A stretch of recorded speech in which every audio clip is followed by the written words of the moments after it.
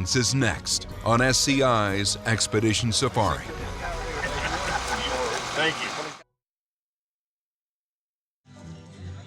Nothing fosters a healthier state of mind than fellowship in the outdoors. So in recognition of the wounded veterans that have fought for our freedom, the Tennessee Valley chapter of SCI has organized a Purple Heart Hunt for warriors at North Point Hunt Club in Georgia.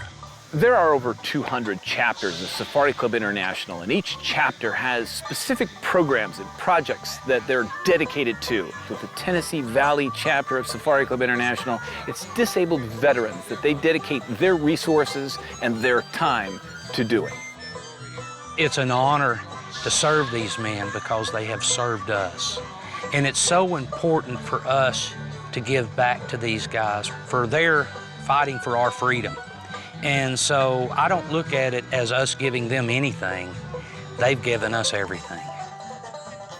The Tennessee Valley chapter of Safari Club International has invited Purple Heart recipient veterans from different branches of the military to Georgia to hunt the white-tailed deer with the Tennessee Valley chapter representatives and volunteers who are going to escort them and guide them throughout these hills and hope to find a good white-tailed buck and 2 does for each one of the veterans.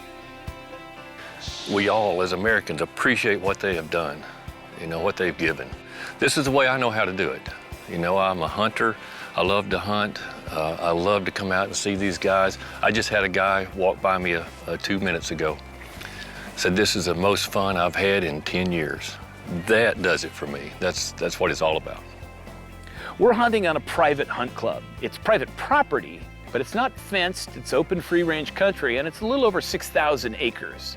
It's owned by Wes Hickson and a group of gentlemen that he put together almost 20 years ago, and it's called North Point Hunt Club.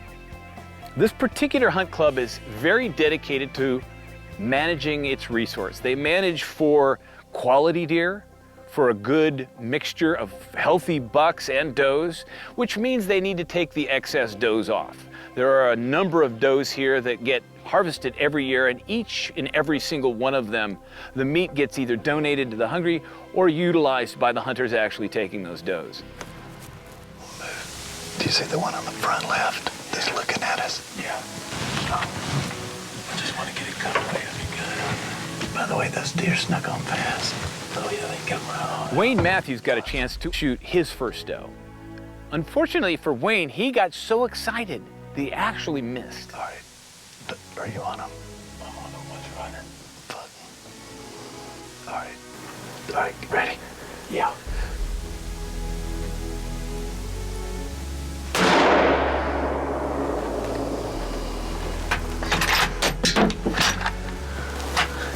That was over. Yeah. People tell me they've never missed. I said, well, you either don't hunt or you're lying. He misjudged his distance a little bit, and because of that, missed his first deer. But he redeemed himself. He came back and got a deer.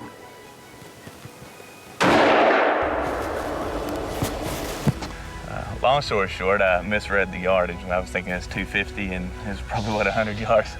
So we shot and missed that. And so we decided to stay patient and stay in the blind. And sure enough, that paid off. The patience paid off. And here we are now. She came out, what do you think, 75 yards or so? Maybe, 7,500 yards. I appreciate it, gentlemen. Hey, That's shoot. awesome. It's our pleasure having you. Absolutely. Awesome deer. All right, well, let's get this thing in the truck. The members of this hunt club decided to let the veterans take whatever they saw.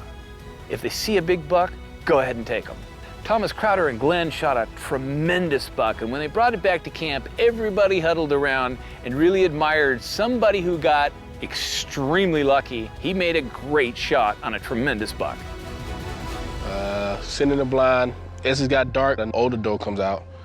Watching her, out comes a giant. I told my guy who was with me, that Mr. Glenn, I was like, that's a big buck. He's like, yeah, that's a big one. So we went out, got the window set down, got the rifle out the window. Right when we put the rifle out the window, I guess he noticed something wasn't right. So he turned and started to walk away, but he stopped and gave us one last look. And at that time, I actually got him, pulled the trigger, he dropped right in his tracks. As soon as he stepped out, Mr. Glenn was like, oh yeah, that's him. Which I still can't believe how big it actually is. We got back, everybody came around. Everybody just wanted to look at him and hold him. A lot of the guys who actually hunt here was like, we have never seen deer that big actually alive on a hoof. So we did measure, it's around 155 inches. When we first started hunting here, we talked about taking management bucks. And Thomas took a trophy buck in anybody's book. And so I was looking for the reaction. I'm thinking down the road next year, because I want to come back with these warriors and do this hunt again. So what's the reaction of the club members? You know, are they like, oh, you know, we can't have this? It was just the opposite. Every club member that I saw was beaming, and everyone I talked to, they were as elated as Thomas was that he was able to harvest that trophy buck. The pay-it-forward spirit continues in the rugged hill country of the Lone Star State. I was waiting for the perfect moment, and then when I thought I was going to shoot, I couldn't shoot because it started moving. From father to daughter, the family hunting heritage lives